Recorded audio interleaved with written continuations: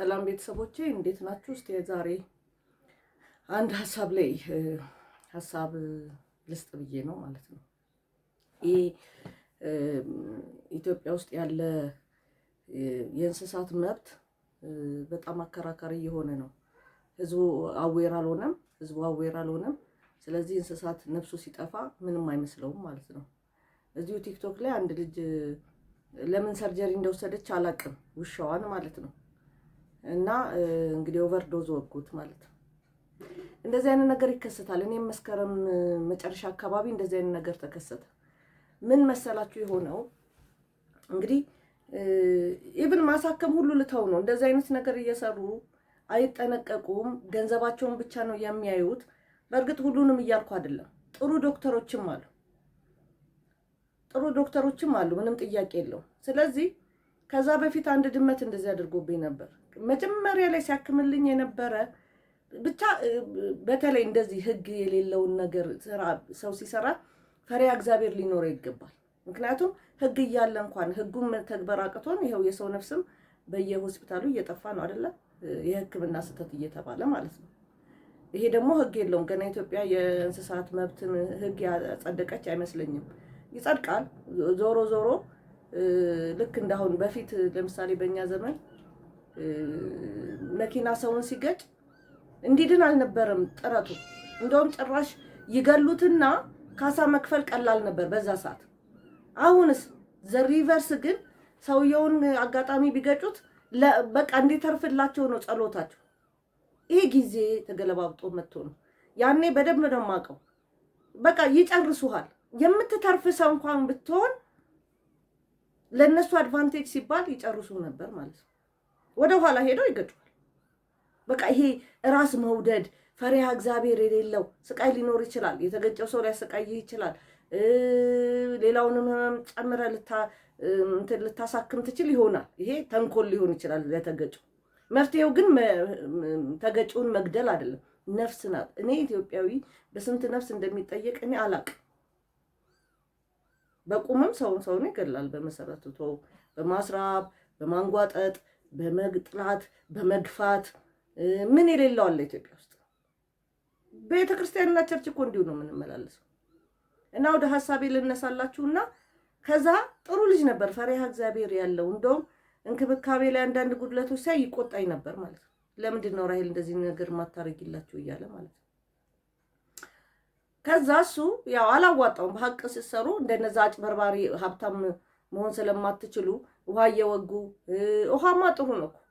ኤክስፓየር ያደረገ በየቤቱ ሲዞሩ ለማከም ኤክስፓየር ያደረገ እንትን ይወጋሉ አሉ። እኔ እንኳን እነሱን አልቀበላቸው፣ የራሴ ዶክተር ስላለኝ እንትን አላቸው ውጉ ብዬ እንትን አለም። ህዝቡ ግን ነውሃው ስለሌለው ኤክስፓየር ያደረገ መድኃኒት ይወጋል። ኧረ በስመ አብ! እኔ ይሄን ገንዘብ የት ይዘነው እንደምንሄድ ግራ ነው የሚገባኝ። ሰማይ ቤት ተይዞ አይኬድም። እዚህ ደግሞ መንግስት እንቅስቃሴ አለው። ያው ከየት አመጣችሁ ነገ መባሉ አይቀር። ፎቅ ብትገነባ፣ መኪና ብትይዝ፣ ወላ የፈለግከውን ብታረግ ነገ እያንዳንድህ ገንዘብህ ከየት እንደመጣ ምንጩ ካልታወቀ እንደሚወሰድ እንድታቆት ያስፈልጋል።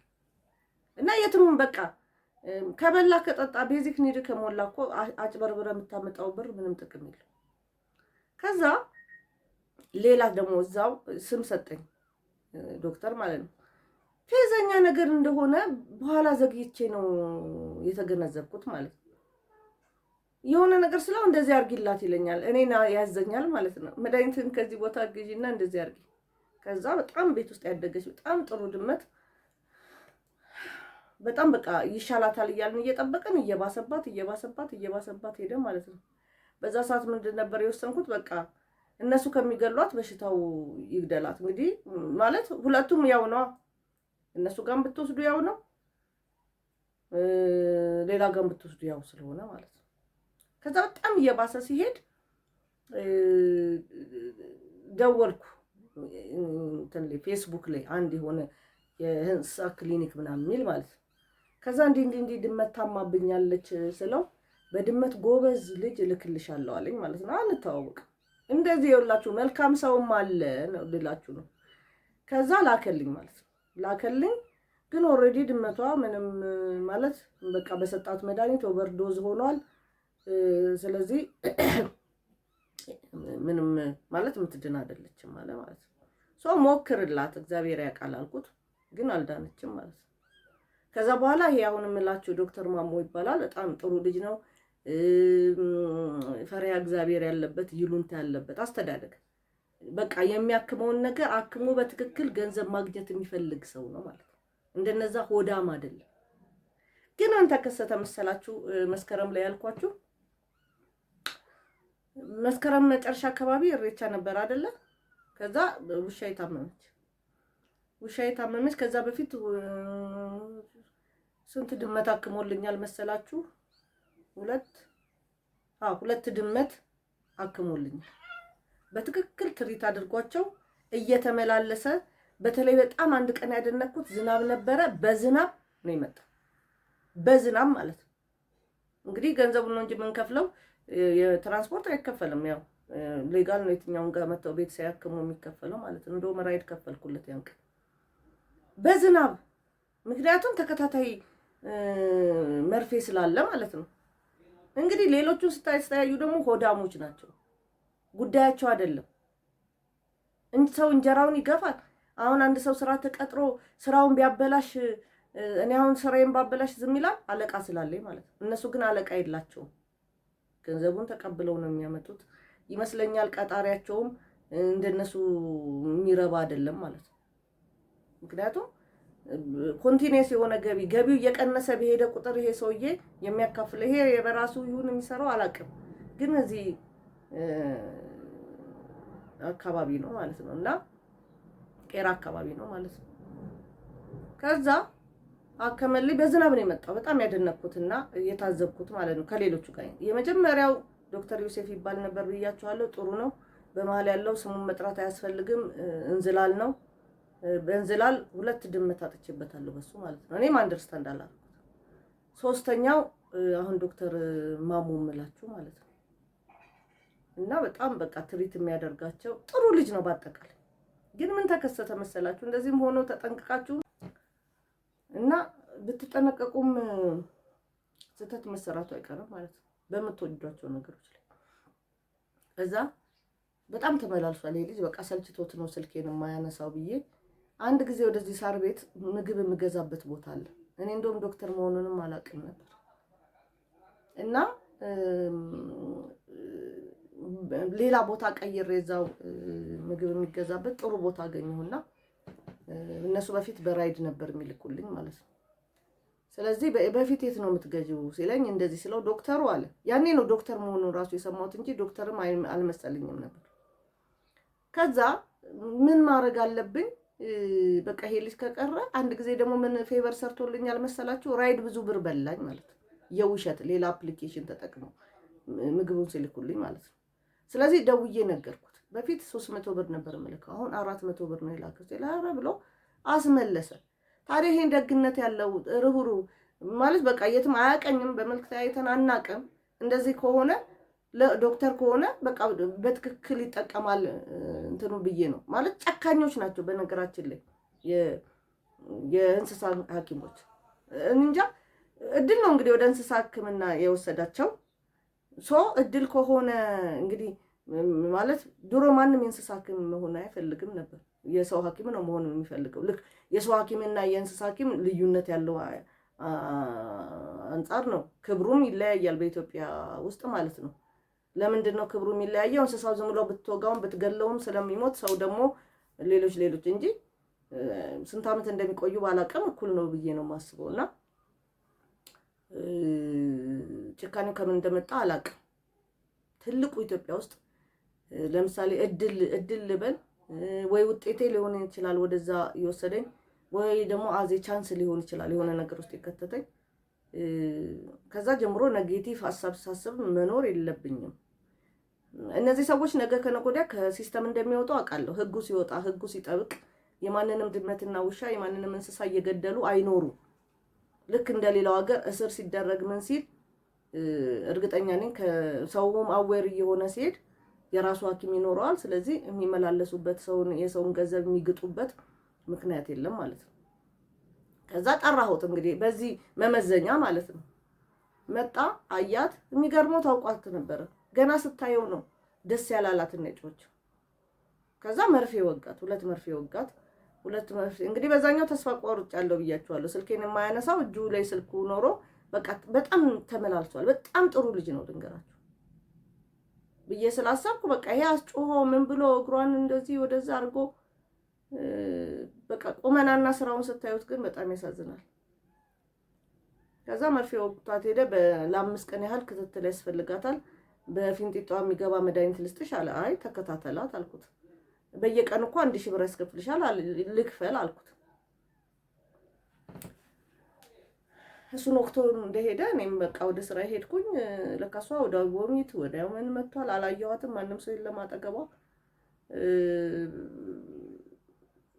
ያኛው ልክ 6 ሰዓት ደወለ ማለት ነው። አይ እንደዚህ የሚባል ሰውዬ ወደ ሳር ቤት ያለ ምግብ የሚሸጥ መርፌ ወቅቷት ሄዷል። አንተ እኮ ስልኬን ያላነሳው በቃ መመላለሱ የሰለቸ መሰለኝ ስል አይ ስልኬን ሰዎች ወስደውት ነው አለ።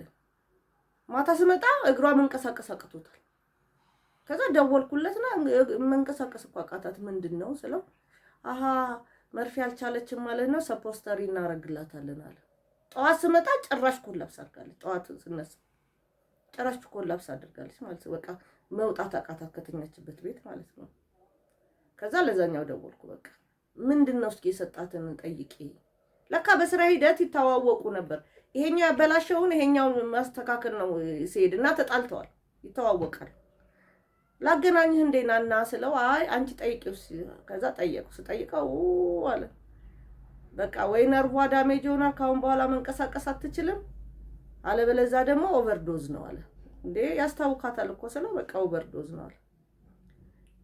በዛ ምን ይሻላል እንግዲህ በተቻለ መጠን መርዙ ከውስጡ እንዲወጣ ማረግ ነው ያለብን አለ። በቃ ደወልኩለትና እንዳትመጣ አልኩት። እንዳትመጣ እኔ እንደውም አንድ ዘመድ ያለ ውሻውን ወስዳታል አልኩት። ከዛ ይሄኛው ህክምና ዶክተር ማሞ መላችሁ ህክምና እዚህ ከስራ አስቀምጥላችኋለሁ እንትኑን ስልኩን መጣ። በቃ ያስታውካታል። እሱን ለማስቆም ቀጥታ ኦቨርዶስ ሲሆን ሄዶ አንጀታቸውን ነው የሚበጣጠሰው እና ጉበት ላይ ነው አሉ። ያስታውካታል፣ ደም ያስቀምጣታል። ደሙ ንጹህ የነበረች ውሻ ናት። የሚገርማችሁ እቃ ትፈልጋለች ለማስታወክ እንዲህ ላዋለ እንደ እንስሳ እንኳን የምትለቀቅ ፍቃድ ወጣሁና በቃ በጣም ትሪት አደረገልኝ። በእውነት እሱን አመሰግነዋለሁ። ሞክሯል። ግሉኮስ 2 ቀን ተደረገላት። እድሜውን ከፍ ያለ ናት። በጣም የተቸገረው በዛ ነው። መጨረሻ ላይ ሞተች ማለት ነው። ስለዚህ ምንድነው አሁን ትልቁ ነገር እኔ ሪኮመንድ ማረጋችሁ አሁን ይሄንን ወጥቶም እንዲህ ነው ማለትም ምንም ጥቅም የለውም። አንደኛ ስታሳክሙ ሰዎች አክመውላቸው ጥሩ የሆነውን ጠይቁ። እኔ አሁን ይሄንን ነገር ለፌበን ነግሬያታለሁ። ምክንያቱም በአብዛኛው እሷ ጋር ነው ሰፖርት የሚያደርጓት ማለት ነው። እየደወሉ ማን ሐኪም የሚሉትም ማለት ነው። ስለዚህ ለፌበን ነገርኳት። ከዚህ በፊትም አለች ይሄኛው አሁን ኦቨርዶስ ሰጥቷት የሞተችው ውሻዬን ያከመ ከዚህ በፊትም ድመት ገሏል ለሌላ አንድ ሴት ጋር ሊያክም ሄዶ ማለት ነው። ከዚህ እኔ ለፌበን ነግሬያታለሁ።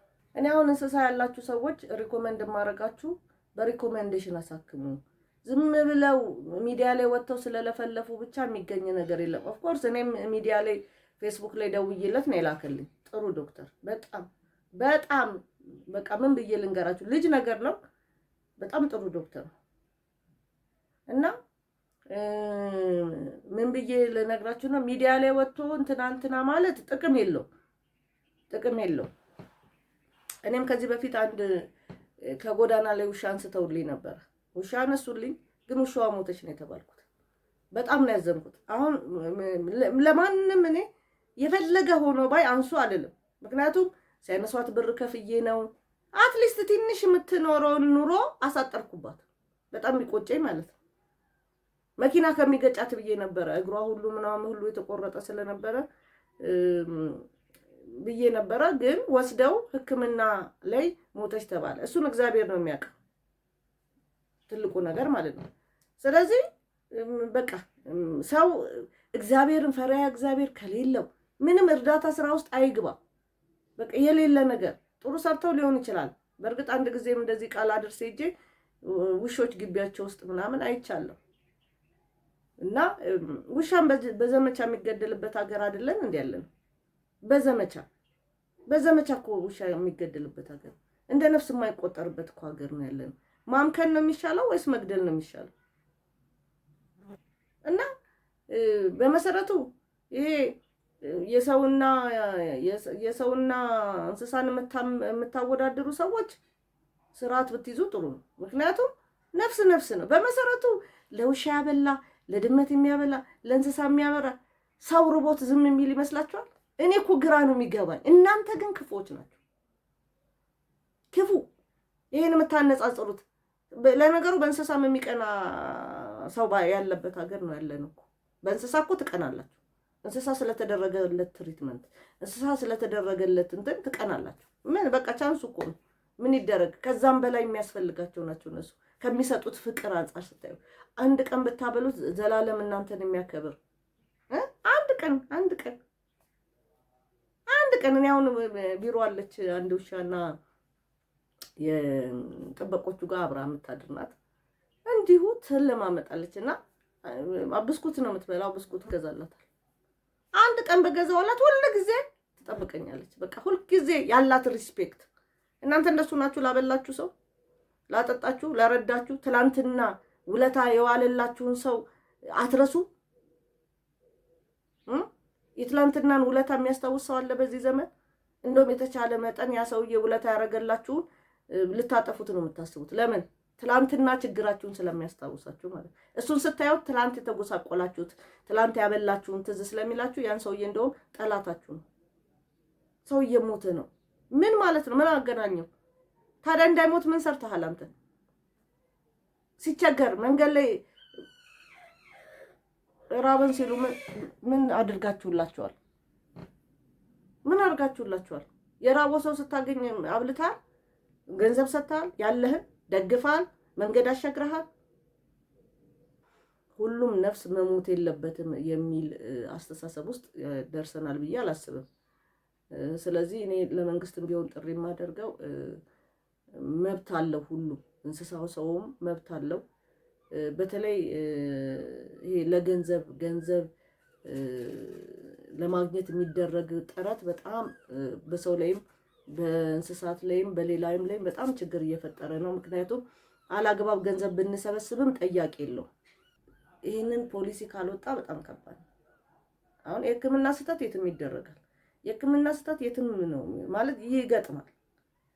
በንዝላልነት የምናመጣው የሕክምና ስህተት ግን ጠያቂ ስለሌለ ነውና ይሄ ጥንቃቄ እንዲደረግ ሀሳብ አቀርባለሁ ብዬ ነው የማስበው። ፖሊሲ ሜከሮች ደግሞ የቀረበላችሁን ነገር አናላይዝ አድርጋችሁ እንደው ኢትዮጵያ ለእንስሶቿ የምትመች ሀገር፣ ለሰው ብቻ ሳይሆን ለእንስሶቹም የምትመች ሀገር። ምክንያቱም እኔ ብዙ ኢንቨስት ያደረኩትን በአንድ ንዝላል የእንስሳ ሐኪም ሳጣው በጣም ነው የማዝነው። በተዘዋዋሪ እኔም ተነክቻለሁ፣ አዝኛለሁ። ሌላም ሆኗል።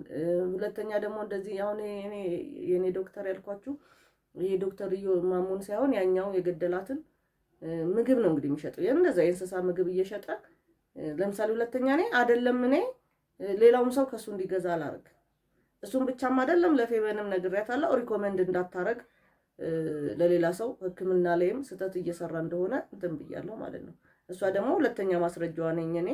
ሌላም ደግሞ ሶስተኛ አራተኛ ይዛ ሊሆን ይችላልና በጣም ጥንቃቄ አድርጉ። እኔ እንደውም አሁን በቃ ይሄኛው ጥሩ ዶክተር ነው እሱን ሳጣ፣ ምክንያቱም በቃ ቤት ውስጥ ትሪት ብታረጓቸው ይሻላል። ሰው እኮ ለዚህ ነው አሁን ሰው ሲታመም ሐኪም ቤት ቶሎ የማይሄደው፣ በቃ ያፋጥኑላችኋል ሞታችሁን። ስለዚህ እኔ እውቀትም አጥተው ነው ብዬ አላስብም። ምክንያቱም የራሳችን ንዝላልነት ችላባይነት የሚያመጣው ነገር ነው ብዬ ነው የማስበው። ስለዚህ ፖሊሲው ላይ ቶሎ እንዲቀረጽ፣ ፖሊሲው የእንስሳት መብት እንዲገባበት፣ ያ ደግሞ በትክክል ተግባራዊ እንዲደረግ። አንድ ውሻ ያሳድግ 2 ሺህ ያሳድግ ሳይሆን ፖሊሲው እሱ እኮ አይደለም። ሰውየው ከቻለ ለምን 10 ሳያሳድግም? ለምን 30 አያሳድግም? የሚያበላው እሱ ነው። እሱ አይደለም ትልቁ። ሕክምናቸው ላይ በሕክምና ስህተት ሲመጣ እንግዲህ ሰው ላሳክም ሲል እንደዚህ ከሆነ ሕክምና ላይ እንዳይሄድ እያደረጉት ነው ማለት። ያ ደግሞ ለተለያየ በሽታ ደግሞ ያጋልጣል። ስለዚህ እኔ አሁን ድሮ ነበር የመንግስትም ነበሩ አሁን የመንግስትም ያለ አይመስለኝም ስለዚህ በጣም ህክምና በትክክል እንዲሰራ ማድረግ መቻል አለባችሁ ሁለተኛ ደግሞ አትስሩት ይሄ በቃ ፈሪሃ እግዚአብሔር የሌላችሁ ሰዎች የምትፈሩት ነገር ከሌለ የቢዝነስ ምንጭ አታድርጓቸው በእውነት ያንን ሰውዬ እንደገደላችሁት ቁጠሩት እንስሳውን ተገሉበት አሁን ደግሞ በጣም እነዚህ የውጪ እንትኖች የውጪ